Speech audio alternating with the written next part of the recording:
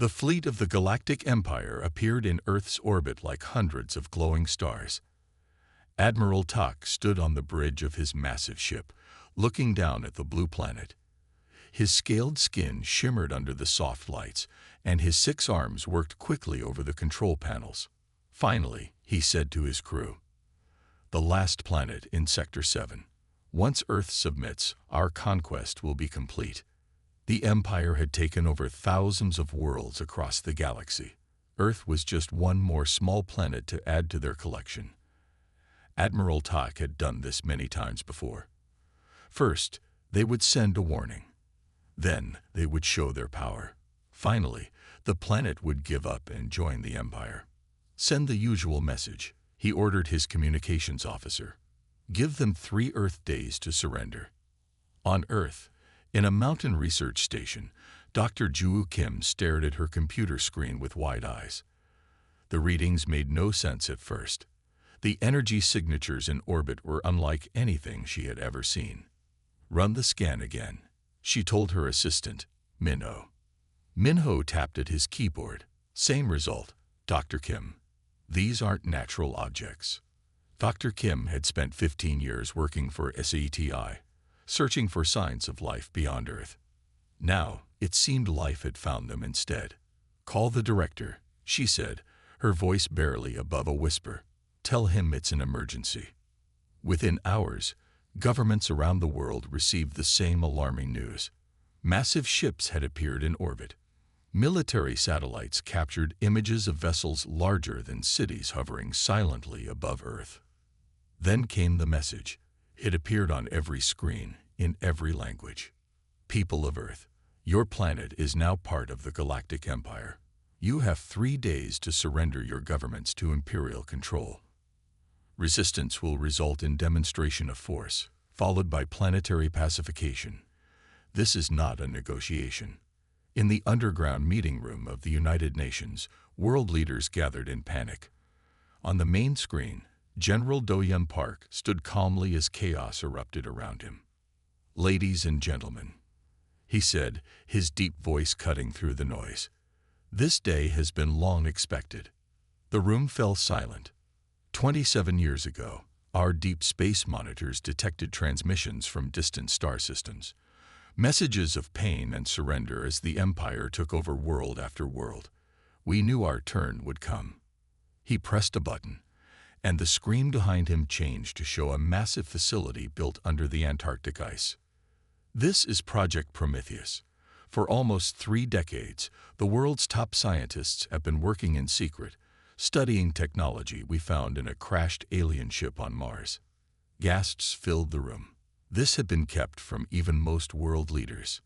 "The Empire believes they are dealing with a primitive species that will easily submit," General Park continued. "They are wrong." Dr. Kim was flown to Antarctica on a military transport. As the most senior xenobiologist with security clearance, her expertise was needed now more than ever. The Prometheus facility was enormous, extending 2 miles beneath the ice. Scientists from every nation worked side by side, all differences forgotten in the face of the greater threat. "Dr. Kim, welcome," said Dr. Chunho Lee, the facility director. "We've been studying the alien technology for years, but now we need to deploy it."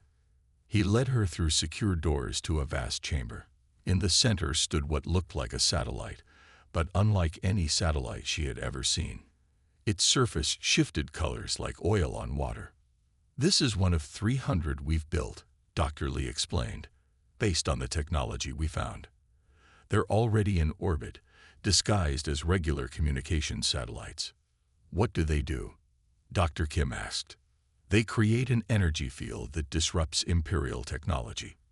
At least, that's the theory. We've never had the chance to test it against actual Imperial ships." Admiral Tak watched Earth with growing impatience. Usually, planets would attempt communication, begging for mercy or offering resources in exchange for leniency. Earth remained silent. "Primitive stubbornness," he muttered. "Prepare a cruiser for atmospheric entry. Target the island in the Pacific. It's uninhabited but visible enough to make our point." As the Imperial cruiser broke away from the fleet and began its descent toward Earth, Dr. Kim and General Park stood in the Prometheus Control Center, surrounded by screens showing the alien ship's approach. "Are we sure this will work?" the general asked quietly. "No," Dr. Kim admitted, "but it's our only hope." Dr. Lee counted down. Activating Prometheus network in 3, 2, 1. Across Earth's orbit, 300 hidden satellites simultaneously came to life. They emitted no visible light, no detectable radiation by Earth standards, but they created a field of energy that enveloped the descending Imperial cruiser. On the bridge of his ship, Admiral Tak watched in disbelief as the cruiser's engines failed. Its shields flickered and died. The massive vessel tumbled, powerless, into Earth's atmosphere and crashed into the empty ocean. "Impossible," he roared. "How could primitives disable Imperial technology?" His bridge erupted in chaos as officers scrambled to understand what had happened. Then, the communications officer turned to him with fear in his eyes. "Admiral, we're receiving a transmission from the planet." On the main screen, General Park's face appeared. His expression was calm, determined. "This is General Do-Yun Park of Earth. Your demonstration has failed. Now witness ours. Leave our solar system immediately, or face the consequences. This is humanity's first and final warning." Admiral Tak stared at the screen in shock. No species had ever destroyed an Imperial vessel during first contact. No primitive world had ever possessed technology that could challenge the Empire. As alarms blared across his ship, one thought filled his mind. What if Earth wasn't as primitive as they thought? Admiral Tak paced the bridge of his command ship, his 6 limbs moving in agitated patterns. The loss of an Imperial cruiser to a primitive world was unprecedented. His officers stood quietly, afraid to draw his anger. "It must have been a malfunction," said Commander Roll, his second in command.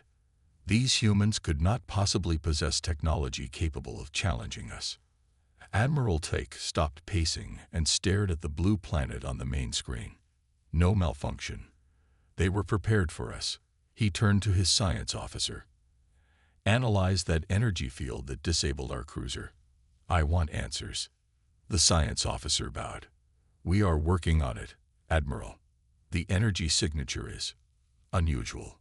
Meanwhile on Earth, in the Antarctic Prometheus facility, Dr. Ju Kim and General Do-Yun Park watched the Imperial fleet reposition.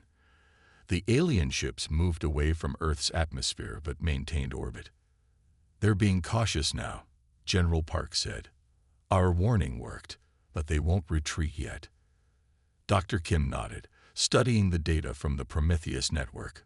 The satellites drained almost all their power, disabling just one cruiser. "We can't take down their whole fleet." "We don't need to," said Dr. Chunho Lee as he entered the command center. "We just need to convince them we can." The 3 of them walked to a lower level of the facility where hundreds of scientists and engineers worked frantically. In the center of the vast room stood what looked like a missile, but its surface moved with the same shifting colors as the satellites. "Project Spear," Dr. Lee explained, "a delivery system for the nanites we developed from the alien technology. If this works, we can disable their ships from the inside." "And if it doesn't?" asked General Park. Dr. Lee's expression was grim. "Then we hope the Prometheus network recharges faster than we calculated." In cities across the world, people watched the skies with fear and wonder. The presence of alien ships was visible to the naked eye at night, new stars that moved in perfect formation. Despite government attempts to maintain calm, panic had begun to spread. In Seoul, engineer Mina Kang worked with her team to convert a factory for new production. The government had sent strange blueprints, claiming they were essential for planetary defense. The designs made no sense to her at first, but as she studied them, an odd familiarity crept into her mind. "This connection goes here," she said, pointing to a place on the diagram that had been blank. "And we need to recalibrate these power relays." Her colleagues looked at her in surprise. "How do you know that?" one asked. "It's not in the design." Nina blinked, confused. I'm not sure. It just seemed right. Similar reports came in from around the world. Ordinary people suddenly understanding complex alien technology. Children drawing designs for advanced propulsion systems. Farmers building strange devices from spare parts. In the Imperial fleet, Admiral Tak received the science officer's report. The energy field that disabled our cruiser shares characteristics with ancient technology, mentioned in Imperial archives. The officer explained nervously. What ancient technology? Tak demanded. Technology attributed to the precursors, Admiral. A heavy silence fell on the bridge. The precursors were a myth, a legend of a species that supposedly seeded the galaxy with life eons ago before vanishing. But their technology was said to be godlike, beyond even Imperial understanding. Impossible, Tak whispered, but doubt had crept into his voice. His communications officer interrupted. Admiral, we're detecting launches from the planet's surface. On screens throughout the Imperial fleet, they watched as 12 rockets rose from different points on Earth's surface. Not enough to be a serious attack, but too many to ignore. Primitive missiles, Tak scoffed. Activate shields. The rockets approached the Imperial fleet, and Tak waited for them to break apart against his ship's defenses. Instead, the rockets passed through the shields as if they weren't there. Impossible, he shouted as alarms blared. Target those missiles. The Imperial gunners fired, but their weapons couldn't lock onto the Earth rockets. They moved with impossible precision, each one heading for a different Imperial ship. Inside the command ship, panic spread as the humans' rocket attached itself to the hull. Instead of exploding, it seemed to melt into the ship's surface. Report, Tak demanded. Unknown devices are spreading throughout the ship's systems, an officer replied, voice shaking. They're too small to track, but they're interfering with our controls. Similar reports came in from other ships. One by one, 11 Imperial vessels lost power, their lights flickering out as they drifted helplessly in orbit. Only Tak's command ship remained partially functional. Retreat behind the moon, he ordered. Now. The remaining operational ships, less than half the original fleet, moved to the far side of Earth's moon, out of range of whatever had attacked them. In the Prometheus facility, Dr. Kim watched the Imperial retreat with a mixture of relief and disbelief. It worked, she breathed. The nanites actually worked. Not just worked, Dr. Lee said, pointing to incoming data. They're sending us information from inside the Imperial ships. Technology schematics, star maps, communication protocols. General Park turned to his communications officer. Get me the UN Security Council. They need to know what's happening. As world leaders received updates on the successful counterattack, a new phenomenon was reported from every continent. People everywhere were experiencing strange dreams, memories that couldn't be their own, of stars and worlds they had never seen. In her small apartment in Tokyo, teacher Hannah Yoon woke with a start, her mind filled with knowledge of how to build a faster-than-light engine. In Rio de Janeiro, Dr. Taiho Seo suddenly understood the genetic structure of species that didn't exist on Earth. Something was awakening in humanity's collective consciousness. Admiral Tak stared at the genetic analysis on his screen, his hands trembling slightly. This can't be right, he said. Run the tests again. We have. Admiral, his science officer replied. 3 times. The human's DNA contains markers consistent with precursor genetic patterns. They are not what they appear to be. Tak looked back at Earth, now hidden behind the moon. What had seemed like an easy conquest had become something far more dangerous. What were these humans, really? And what would happen when they fully awakened? Admiral Tak called an emergency meeting in the secured chamber of his command ship. His top officers gathered around the holographic display showing Earth rotating slowly. The mood was tense. Half their fleet disabled by a supposedly primitive species was unprecedented in Imperial history. Tell me what we know, Tak demanded, his 6 limbs twitching with agitation. The science officer stepped forward. Admiral, The genetic samples we collected from Earth show something impossible. Human DNA contains sequences that match precursor patterns in our ancient archives.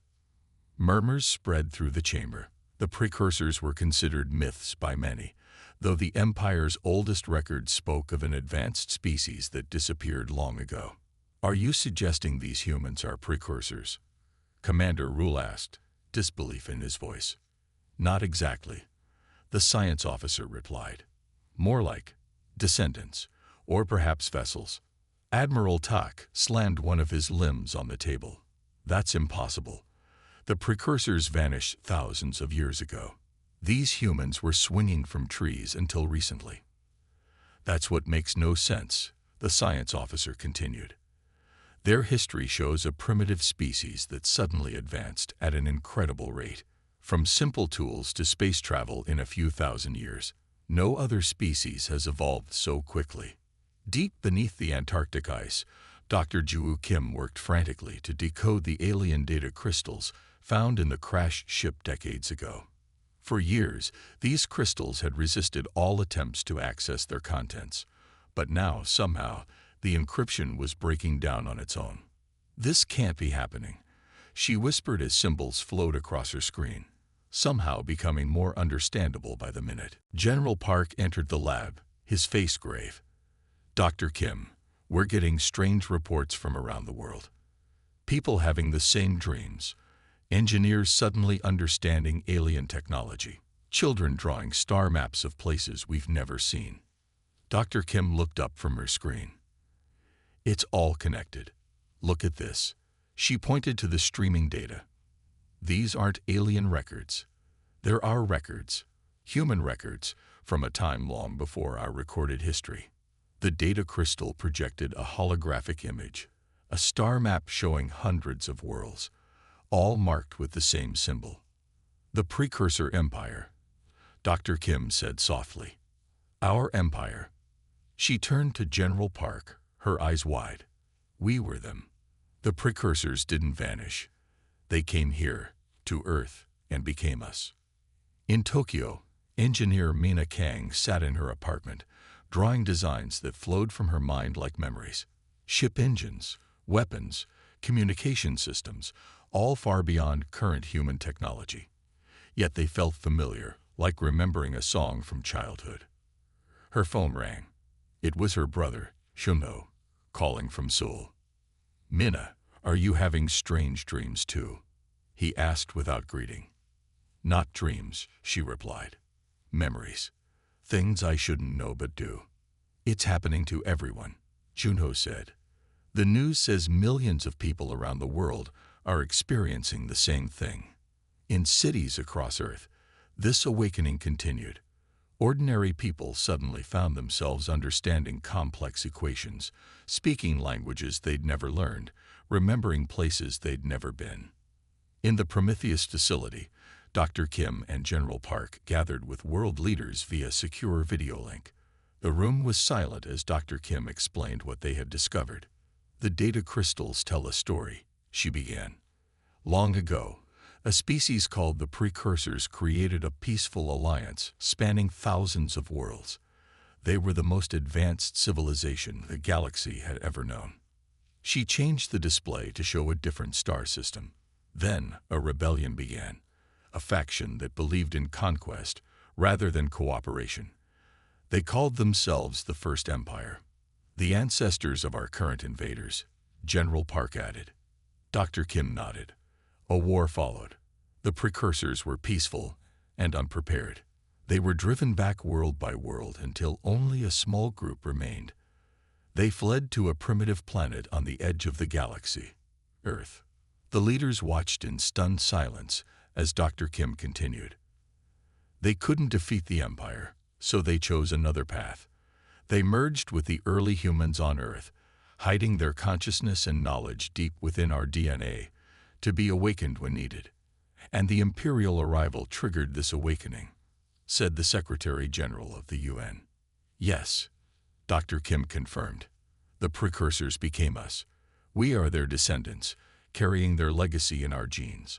What we're experiencing now is the awakening of that ancient knowledge. On the Imperial command ship, Admiral Tak received new reports with growing alarm. The disabled ships are being reprogrammed, his officer reported. The human nanites are rewriting our systems from within.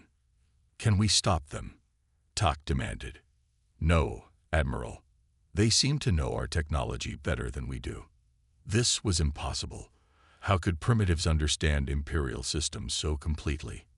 Unless. Tak turned to his science officer. If these humans truly carry precursor DNA, what happens if that heritage fully awakens? The science officer's expression was grave. The archives say precursor technology was millennia beyond even our current capabilities.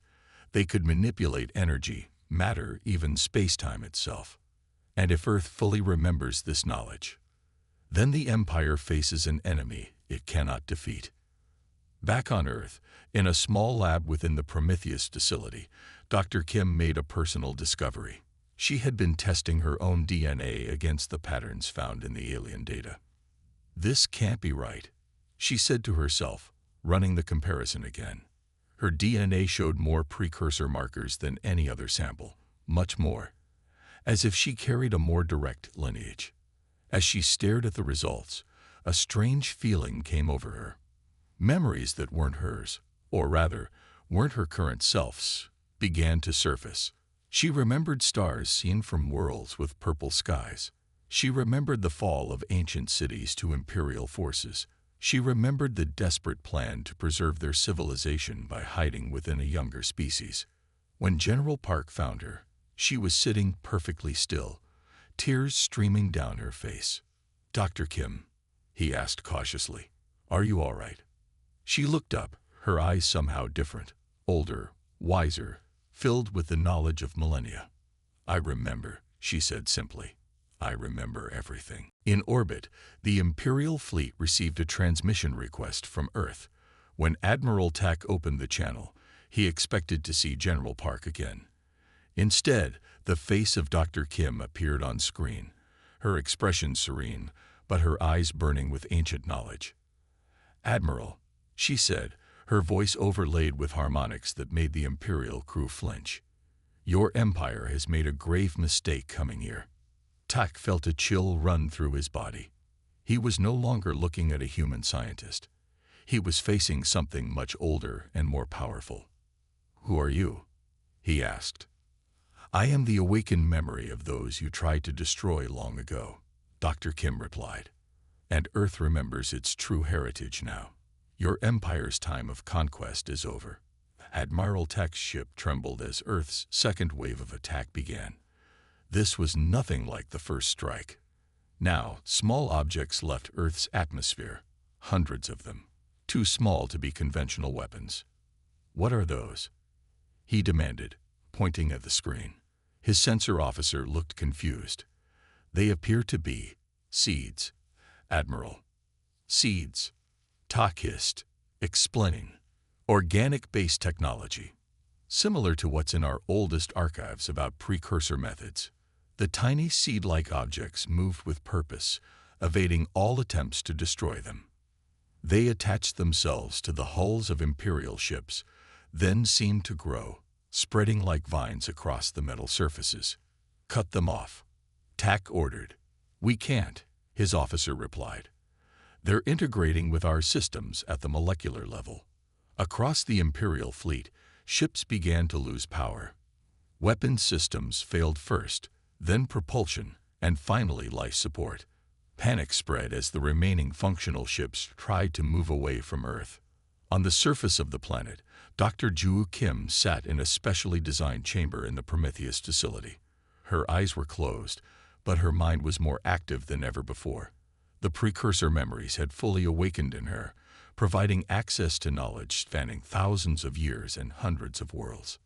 General Park watched in amazement as she directed the planetary defense with nothing but her thoughts. The seed weapons had been her idea, organic technology that could adapt to any system it encountered. "They're retreating," one of the officers reported, pointing to the screen showing the Imperial fleet pulling back. "Not retreating," Dr. Kim said without opening her eyes. "Regrouping." Admiral Tak is calling for reinforcements. General Park frowned. How do you know that? Dr. Kim smiled slightly. Because I can hear their communications. The awakening has enhanced certain abilities in those with the strongest precursor genetic markers. In cities around the world, the awakening continued to spread. People who had never met began working together, creating technology that shouldn't have been possible with Earth's resources. In Seoul, engineer Mena Kang led a team that had transformed a car factory into something entirely new. They built devices that could manipulate gravity itself, making heavy objects weightless and allowing for easy movement to orbit. The knowledge was always there, she explained to government officials, sleeping in our DNA, waiting to be remembered. Across the planet, similar transformations took place. Farmers grew crops that produced materials stronger than steel. Children designed communication systems that worked instantly across any distance. Doctors developed treatments that could heal almost any injury or illness. Earth was remembering what it once was, home to the most advanced civilization the galaxy had ever known. In orbit, Admiral Tak gathered his remaining officers on the command ship. More than two-thirds of their fleet was now disabled, drifting uselessly in space. We must notify the Imperial Council, said Commander Roll. Request the 7th Fleet to join us. Tak nodded grimly. Send the message, but encrypt it using the ancient protocols. If these humans truly have precursor abilities, they may be listening. The communication officer moved to obey, but stopped suddenly, staring at his console. Admiral, he said, voice shaking, all our communication systems are down. That's impossible, Tak replied. The backup systems are isolated from the main network. They're not responding either. It's as if something is blocking all transmissions from inside our systems. In the Prometheus facility, Dr. Kim opened her eyes and turned to General Park. They're trying to call for help, she said. We can't allow that. She stood up, moving with a grace that seemed new. It's time for the next phase. Prepare the prototype. General Park led her to another level of the facility where a ship waited. Unlike any vessel humans had built before, it gleamed with the same shifting colors as the Prometheus satellites.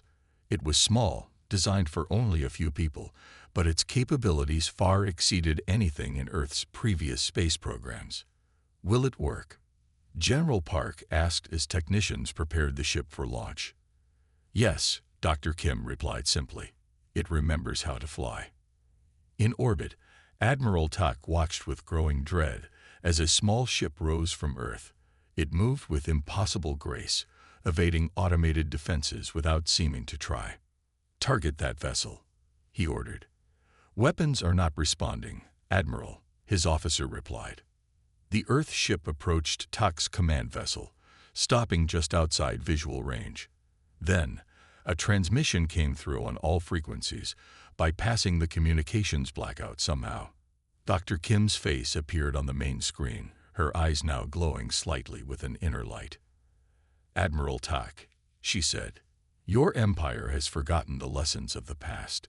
We tried peace once, and you chose war. We will not make that mistake again. From the Earth ship, a pulse of energy spread outward. It wasn't a weapon. At least not in the conventional sense. Where it touched Imperial ships, it seemed to rewrite their very essence. Weapons became useless. Engines refused to power weapon systems. The ships themselves rejected their military purpose. What have you done? Tak demanded. We have reminded your ships of their true nature, Dr. Kim replied. All technology in this galaxy stems from precursor design. We have simply awakened its original programming, to serve life, not destroy it. On planets across the galaxy, something unexpected began to happen. Species that had lived under Imperial rule for generations suddenly found themselves remembering things they never knew. The genetic legacy of the precursors wasn't limited to Earth. It had been spread to all worlds they had seeded with life. Imperial governors reported riots and rebellions on dozens of worlds. Ordinary people were building devices that disabled Imperial weapons. Children were speaking in languages no one had heard for thousands of years. Back on Earth, General Park received reports of these developments with astonishment. "How is this possible?" he asked Dr. Kim when she returned from orbit. "How can our actions here affect worlds light years away?" "The precursors created a network," she explained. "A quantum connection linking all their descendants across the galaxy. When we awakened here, we sent ripples through that network, triggering similar awakenings elsewhere." She looked at the stars visible through the facility's viewport. The Empire believed they had conquered the galaxy. They never realized they were living in a house built by those they thought they had destroyed. Admiral Tak stared at the reports coming in from across Imperial space. Rebellions everywhere. Technology failing. The carefully constructed order of thousands of years collapsing in days. "What do we do?" Commander Rule asked, fear evident in his voice. For the first time in his long career, Admiral Tak had no answer. The Empire had never faced an enemy it couldn't eventually overwhelm with superior numbers and technology. But now they faced an enemy that knew their technology better than they did themselves. An enemy that wasn't just fighting back, it was waking up. Admiral Tak stood alone on the bridge of his command ship. The once bustling control center was silent, most systems shut down by the strange technology from Earth. Through the viewport, he could see his once mighty fleet drifting powerless in orbit. Only his flagship remained partially operational. A soft alert sounded. "Admiral," said his remaining communications officer, "they're hailing us again." Tak straightened his posture. Even in defeat, he would maintain Imperial dignity. "Put it through." The main screen lit up, showing Dr. Ju Kim. She looked different now. Her eyes held an ancient light, and she moved with the confidence of someone who had lived for thousands of years. "Admiral Tak," she said, her voice carrying harmonics that made the bridge crew flinch. "Your remaining ships have been neutralized. You can no longer attack Earth or call for reinforcements. What do you want?" Tak asked, his voice steady despite his fear. "We want you to deliver a message," Dr. Kim replied. "To your Emperor and the Imperial Council." Behind her appeared General Doyen Park and several other humans. They all had the same strange look in their eyes now, as if older, wiser beings were looking out through human faces. "I am not a messenger," Tak said stiffly. Dr. Kim smiled. "Today you are. You will tell your leaders what happened here. You will tell them that humanity has remembered its true heritage. You will tell them that the children of the precursors have awakened." As she spoke, images appeared on screens throughout Tak's ship, images from across the galaxy. On world after world, Imperial control was collapsing as local populations suddenly developed technologies that neutralized Imperial weapons and ships. "This is impossible," Tak whispered. "You never understood what the precursors truly created," Dr. Kim continued. "We didn't just build ships and weapons. We seeded life itself across the galaxy, life carrying our genetic patterns. When your ancestors rose up against us, we chose not to destroy them. Instead, we hid, becoming one with the younger species of Earth, storing our knowledge in their DNA until it was needed." She gestured, and a star map appeared, showing thousands of worlds linked by glowing lines. "The awakening that began on Earth is spreading. Every world where the precursors planted life carries the potential for remembrance.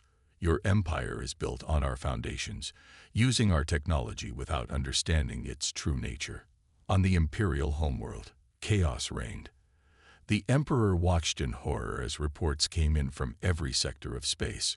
Ships losing power, weapons turning useless, communication systems broadcasting ancient precursor messages instead of Imperial commands.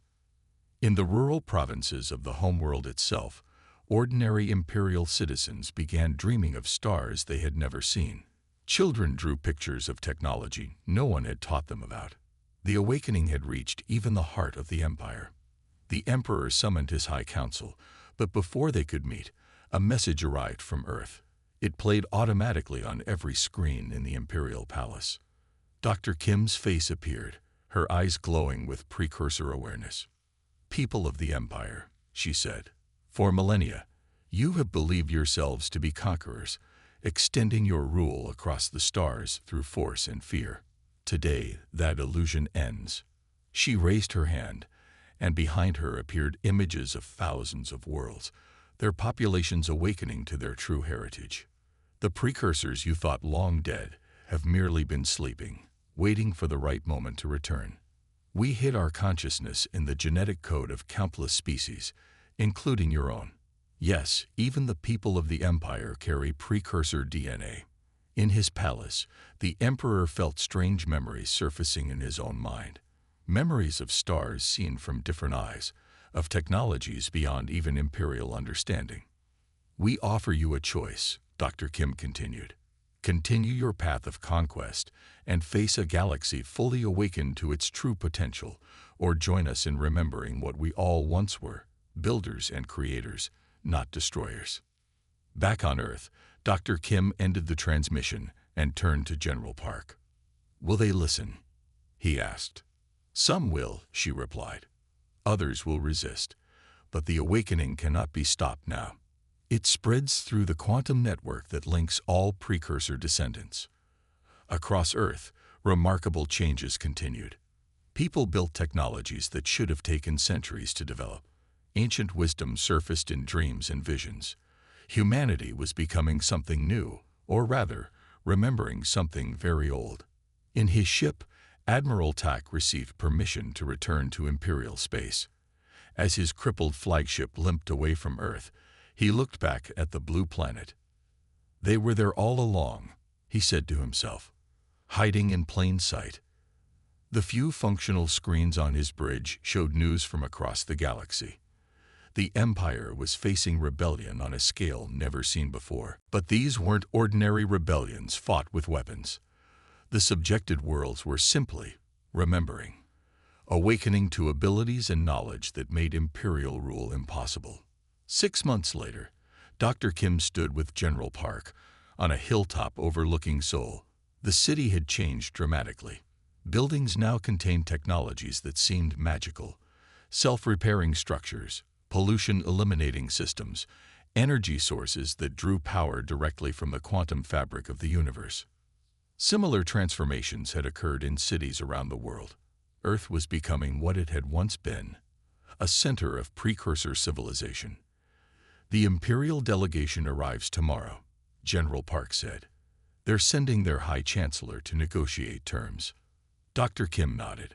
Not terms of surrender. Terms of remembrance. The Empire itself carries precursor heritage, though they've long forgotten it. She looked up at the night sky. New ships built by Earth's awakened population now traveled between the stars, reconnecting with other worlds experiencing the same awakening. How many worlds have responded? Park asked. Over 4,000 so far, Dr. Kim replied, with more joining each day. The network grows stronger as more remember. In the Imperial Palace, the Emperor sat alone in his meditation chamber. The dreams had become more vivid each night, memories of a time before the Empire, when his species had lived in harmony with the precursors. He looked at his 6 hands, seeing them differently now. The Imperial historians had always taught that their species had evolved naturally into their current form. Now he understood the truth.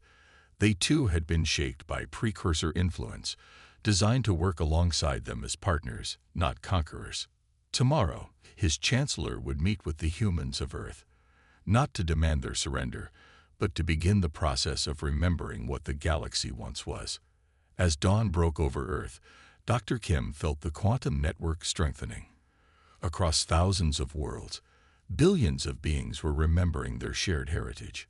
The Empire had sought to conquer the galaxy through force. Instead, they had awakened it to its true nature. The cycle of conquest was ending. The age of remembrance had begun.